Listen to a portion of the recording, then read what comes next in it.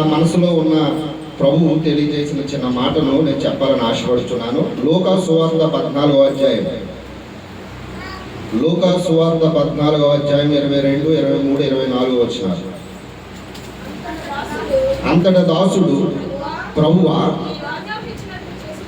నీవు ఆజ్ఞాపించినట్లు చేసింది కానీ ఇంకా నువ్వు చోటున్నదని చెప్పాను. అందుకు యజమానుడు, నా ఇల్లు నిండినట్లు నువ్వు రాజమార్గంలోనికి కంచెలలోనికి వెళ్ళి లోపలకు వచ్చుటకు అక్కడి వారిని బలవంతం చేయము. ఏలయనగా పిలువబడిన ఆ మనుషులలో ఒకడును విందు రుచి చూడడని మీతో చెప్పుచున్నాను. దేవుని స్తోత్రం, హల్లెలూయా. దేవుని స్తోత్రం, హల్లెలూయా. ప్రభు అయిన యేసుక్రీస్తు ప్రభువువా ఇక్కడ దాసుని పిలిచి తన ఉద్దేశాలను, యేసు ప్రభువులో ఉన్నటువంటి ఉద్దేశం ఏమై ఉన్నదో దాసుడికి వివరిస్తూ ఉన్నాడు. అంతటా దాసుడు, ప్రభువా, నీవు ఆజ్ఞాపించినట్లు చేసి తిని కానీ ఇంకనూ చోటున్నదని చెప్పాను. యేసు చెప్పినట్లుగా దాసుడు ఇంకనూ బోధిస్తూ ఉన్నాడు.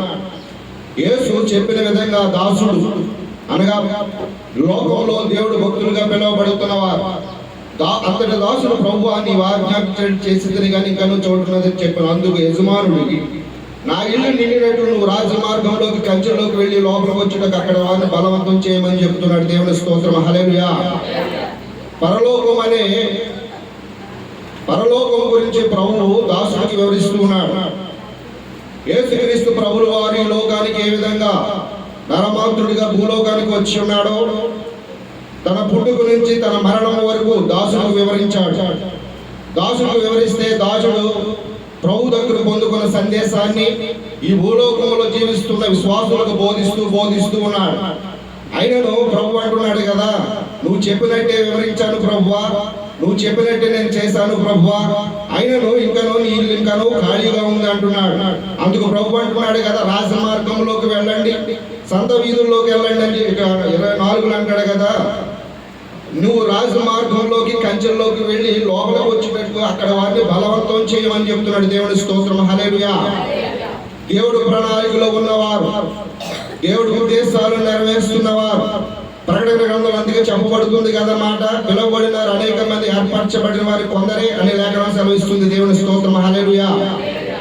దేవుడు పిలుపుకు నువ్వు లోబడి దేవుడు వాక్యం వింటున్నప్పటికీ కూడా, దేవుడికి కానుకలు ఇస్తున్నప్పటికీ కూడా, దేవుడి సన్నిధిలో స్తుతి ఆరాధన చేస్తున్నప్పటికీ కూడా, దేవుడి ప్రార్థనలు నువ్వు గడుపుతున్నప్పటికీ కూడా, దేవుడు ఏర్పాటు చేసిన ఏర్పాటులోకి నువ్వు కానీ రాకపోతే ప్రమాదం ఉంది అని దేవుడు లేఖనం ద్వారా తెలియజేస్తున్నాడు. దేవుని స్తోత్రం, హల్లెలూయా. దేవుని స్తోత్రం, హల్లెలూయా. ఆది కాండం నుంచి ప్రకటన గ్రంథం వరకు దేవుడు చెప్పబడిన మాట ఏంటో తెలుసా? ఆది కాండం నుంచి ప్రకటన మలాకీ వరకు చెప్పబడిన మాట, ప్రభువు మన కోసం విందు సిద్ధం చేయబోతున్నాడని ప్రకటించబడింది. మరలా చెప్పబడుతున్న మాట ఆది కాండం నుంచి మలాకీ గ్రంథం వరకు ప్రభు ఏమని చెప్పాడంటే, మీకోసం ఒక విందు సిద్ధం చేయబోతున్నాడు ప్రభు అని సెలవిచ్చారు. అదే మత్తయి సువార్త నుంచి ప్రకటన గ్రంథం వరకు ప్రభు ఏమని బోధిస్తున్నాడు కదా తెలుసా? ఆ విందు సిద్ధమైపోయింది, ఆరగించడానికి రండి అని ప్రభు సెలవిస్తున్నాడు. దేవుని స్తోత్రం, హల్లెలూయా. దేవుని స్తోత్రం, హల్లెలూయా. కాబట్టి వాక్యంలో ఉన్న సత్యాన్ని గ్రహించాలి. ఇక్కడ 24 అంటాడు కదా ప్రభువు, 14:24 ఏమని చెప్తున్నాడో తెలుసా? ఏలయనగా పిలువబడిన మనుషుల్లో ఒకడున్న నా విందు రుచి చూడండి మీతో చెప్పుచున్నా. దేవుడి విందు ఒకటి జరగబోతుందని, ఆ విందులో ఇస్తరులో వడ్డిస్తున్న వంటకాలు ఏంటో తెలుసా? సమాధానం, విశ్వాసము, నీతి, యథార్థత, న్యాయము, పరిశుద్ధత, అభిషేకము, ఇవన్నీ కూడా ఇస్తరులో వడ్డించబడుతున్నాయి. కానీ ప్రభు ఏమని సెలవిస్తున్నాడో తెలుసా? ఇక్కడ ఏలయనగా పిలువబడిన మనుషుల్లో ఒకడు కూడా నా విందు రుచి చూడండి మీతో చెప్పుచున్నాడు. దేవుని స్తోత్రం, హల్లెలూయా. దేవుడి సన్నిధికి ఎవరైతే వెళుతున్నారో వారందరూ కాదు, కానీ ప్రభువుకి ఒక లెక్క ఉందని ప్రకటన గ్రంథంలో తెలియజేయబడుతుంది. ఆ లెక్క పూర్తవుతూనే కానీ ప్రభు రాకడ రాదని తెలియజేస్తున్నాడు. ప్రభువు విందు ఒకటి సిద్ధమవబోతుంది. ఆ విందులో పిలువబడిన వాడు ఎవడను కూడా అందులో రుచి చూడడు అని దేవుడు లేఖనం ఖచ్చితంగా చెబుతుంది. అంటే ప్రభు తెలియజేస్తున్న మాట, నేను ఎక్కడి నుంచో ఒక 50 కిలోమీటర్ల నుంచి వస్తున్నాను అంటే నాకు అక్కడ పాస్టర్లు లేక, వాక్యం చెప్పేవారు లేక కాదు. ఎక్కడైతే జీవం గల మాట ఉండదో, దేవుని స్తోత్రం, హల్లెలూయా. ఎక్కడైతే జీవం గల మాట, సావు బ్రతుకుల్లో ఉన్నవాడికి ఆశల జీవం మీద ఆశను కల్పిస్తుందో, చనిపోతున్న వాడికి ఎవరైతే ఏ వాక్యం అయితే దేవుడి చేయాలని పైకి లాగుతుందో, ఎవరైతే చనిపోదాం అనుకున్న వారికి వాక్యంలో ఉన్న తీయదనం రుచి కలిగిస్తుందో అక్కడికే వెళ్ళాలని మనసు ఆశపడుతుంది. దేవుడి స్తోత్రం, హల్లెలూయా. దేవుడి స్తోత్రం, హల్లెలూయా. మా అన్న భీమవరం నుంచి వస్తున్నాడు, నేను పోలవరం నుంచి వస్తున్నాను.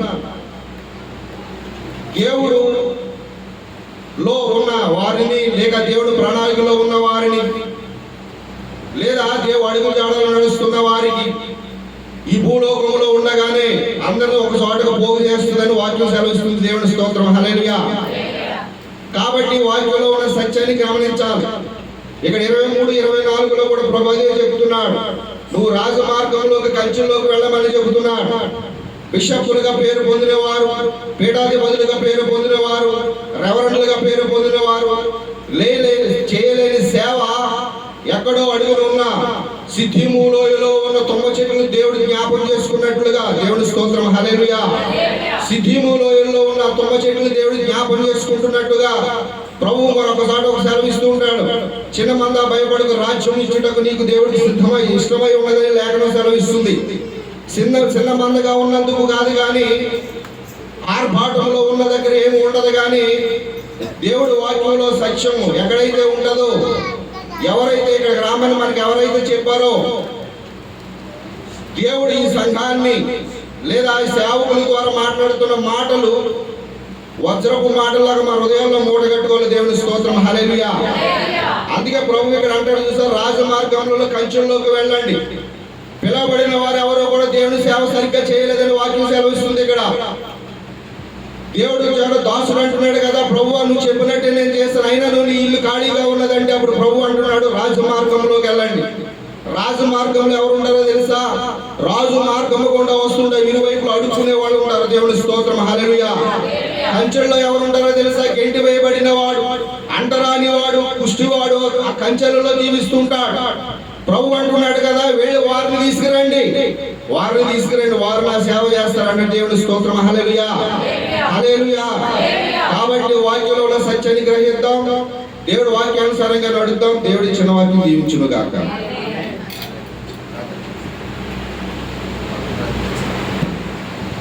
పరిశుద్ధుడ దేవాధిపతి దయగల మా యేసయ్యా, నీ అతి పరిశుద్ధ ఘననామానికి లెక్కలేని స్తుతి స్తోత్రములు ప్రభువా.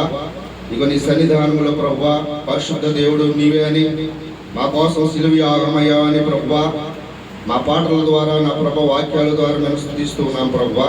నాకు ఇచ్చిన అవకాశాన్ని బట్టి ప్రభువా మీరే మహిమ పొందండి ప్రభువా. ఇంకా జరగబోయే కార్యక్రమం ప్రభువా నీ దాసులు బోధిస్తూ ఉండగా వచ్చిన వారు మేము ఒట్టుకుంటులతో వెళ్లకుండా నిండు గుంటలతో వెళ్ళినట్టుగాను ప్రభువా, ప్రతి ఒక్క ఆత్మతోటి, ప్రతి ఒక్క వ్యక్తితోటి, ప్రతి ఒక్క నరుడితోటి ప్రభువా ఈ శబ్దం ద్వారా ఎంతమంది వారందరికీ కూడా ప్రభువా హృదయాల్లో మార్పు తీసుకురండి ప్రభువా. ప్రధానంగా నీ వాక్యం అర్థమవుతేనే ప్రభువా, వ్యక్తిగతంగా మీరు మాకు అర్థమవుతేనే ప్రభువా మీలో రాగలుగుతాం ప్రభువా. తండ్రి నీ దాసులు చెబుతున్న ప్రతి ఒక్క మాట వ్యర్థమవ్వకూడదు ప్రభువా. ప్రభువా ఈ మంచి ముత్యముల వల్లే ప్రభువా మా హృదయాలకు కంఠాభరణాల వల్ల వేసుకునేటట్లు ప్రభువా ఈ దాసులు ఇంకా నూరంతలకు గుబ్బలంగా వాడుకోండి ప్రభువా. తద్వారా మేమను ఆశీర్వాదం పొందినట్లుగా ఈ రాజమండ్రి పరిసర ప్రాంతాలలో నా ప్రభు నీ సువార్తను ప్రకటించే వారుగా మమ్మల్ని అందరూ ఆశీర్వదించమని, జరగబోయే కార్యక్రమంలో మీరుండమని, వాక్య పరిచర్యలో మీరుండమని, త్వరలో మాకు అవసరమైన ఏషే పరిస్థితుల్లో మీకు ప్రార్థిస్తున్నాం మా పరమ తండ్రి, ఆమేన్.